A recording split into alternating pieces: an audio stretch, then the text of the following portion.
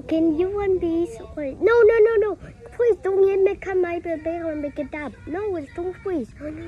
Please, don't please. No.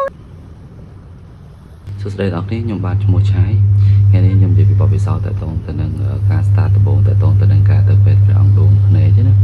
ដើម្បីយកអូនទៅមើលវីដេអូនេះដែរក៏ជាសារនឹងព័ត៌មាននៃការនិយាយទៅកាន់អំពូមីងបងប្អូនមិត្តភក្តិទាំងអស់ដែលចង់នឹងសុខទុក្ខណាតទៅនឹង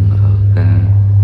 ដំណើរទៅកាន់បទពិសោធន៍នៃយកអូនទៅពេទ្យមន្ទីរពេទ្យព្រះអង្គដួងបាទ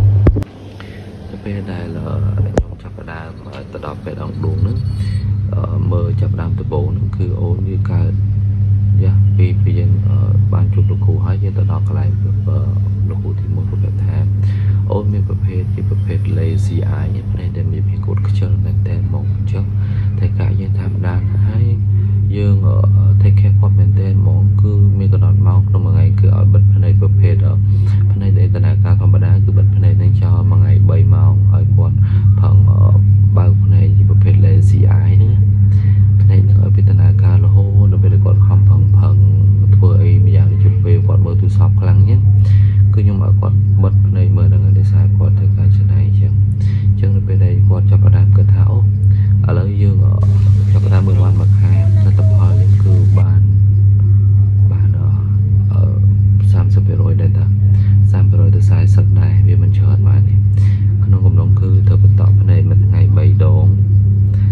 ហើយយើងត្រូវព្យាយាមបិទភ្នែកគាត់យ៉ាបិទភ្នែកគាត់មួយថ្ងៃ3ម៉ោងដែរយ៉ា3ម៉ោងឬក៏លើសហ្នឹងតែលទ្ធភាពគាត់ឲ្យសធុញអញ្ចឹងទៅចូលដល់ខែទី2គឺគាត់ត្រូវទៅភាសាទៀតដែរគឺមួយខែលើកទី2ខ្ញុំទៅក្នុងខែ2ថ្ងៃទី3ដែរគឺយើងទៅនឹងគឺយើងទៅបណ្ឌិតនៅពេលដែលបណ្ឌិតទៅលោកគេថាអូខេអូនគឺការមើលបងប្អូនគឺមានកម្រិតល្អការទាញភ្នែកមកប្រឡប់ដែរគឺមានលក្ខណៈល្អច្រើនជាងមុនចឹងបើសិនជាយើងនៅបន្តមើលទៀតគឺគាត់ឲ្យទាមទារយើងធ្វើដូរកញ្ចក់វ៉ែនតាគឺមានជំរឿនទៀតដែរគាត់បញ្ជាក់ថាឥឡូវអូនឯងតាមដានមកខែទៀតហើយព្យាយាមបាំងមួយខែទៀតបន្តភ្នែកខ្ញុំបន្តទៀតណាព្យាយាមដូរលើកទី2នេះខ្ញុំទៅគឺប្រហែលជាអស់45ទៅ50រៀលអស់តែប្រហែលជាទុក50រៀលហ្នឹងពីព្រោះកញ្ចក់គឺមានកម្រិតគេតែគឺមានត្រឹម10រៀលទៅ5 10អីចឹងទៅនៅ30ទៅប៉ុន្តែសម្រាប់ខ្ញុំវាសារខ្ញុំមិនសូវមានពេលសម្រាប់មើលគាត់ខ្ញុំយកប្រភេទ45ទៅកញ្ចក់ផងដែរខែទី3នេះគឺខ្ញុំទៅដល់ពេទ្យថាអូគាត់ surprise មែនតើហ្មងណាគាត់ surprise ថាអូមកដល់ខែទី3គឺអូនល្អពិសេសហ្មងលក្ខណៈថាភ្នែកគាត់គឺអាចទាញមកដល់កណ្ដាលគឺចូល80ទៅ90%ហើយចំពោះខ្ញុំជាប៉ាគឺ surprise មែនតើភ្នែកគាត់ស្លៀងខ្លាំងណាស់ហើយដល់ពេលគាត់ទៅដល់លើកទី3ហើយគឺ surprise មែនតើគាត់ថាឥឡូវគាត់ធ្វើដូរទីសាក្នុងការឲ្យគាត់ត្រូវជួយឲ្យបាំងអីអញ្ចឹងត្រូវដូរចាប់បានថា3ខែក្រោយមកជួបលោកគ្រូដូចដើមហើយគាត់ដូរទៅជាឲ្យអូនជាយាមចេះមើលអញ្ចឹងឲ្យបាន30 second ទៅ1នាទីទៅ2នាទីណាទាញពីចិត្តទៅឆ្ងាយពីចិត្តអញ្ចឹងដើម្បីឲ្យគាត់បដូរសកម្មភាពនៃការ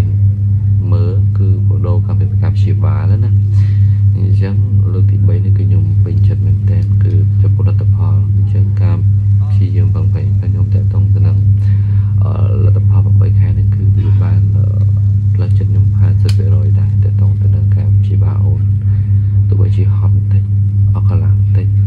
យ៉ានិយាយទៅគឺយើងនៅតែព្យាយាមធ្វើណាយ៉ា so it's better for me ខ្ញុំក៏ចង់ប្រាប់តប៉ាណាដែលមានអាការៈប្រភេទភ្នែកជាប្រភេទ lazy eye ឬក៏ភ្នែកមិនមកក៏ដោយកុំទុកគាត់ចោលអីគឺព្យាគាត់ទៅមន្ទីរពេទ្យទៅប៉ុន្តែមុនទៅគឺត្រូវធៀបចិត្តថាអូឥឡូវយើងត្រូវធៀបលុយធៀបពេលវេលាសម្រាប់គាត់ផងដែរវាមិនអត់ច្រើនទេកុំឲ្យដល់ពេលថ្ងៃក្រោយទៅយើងមានអារម្មណ៍ថាយើងស្ដាយក្រោយតែយើងអត់បានមើលគាត់ណា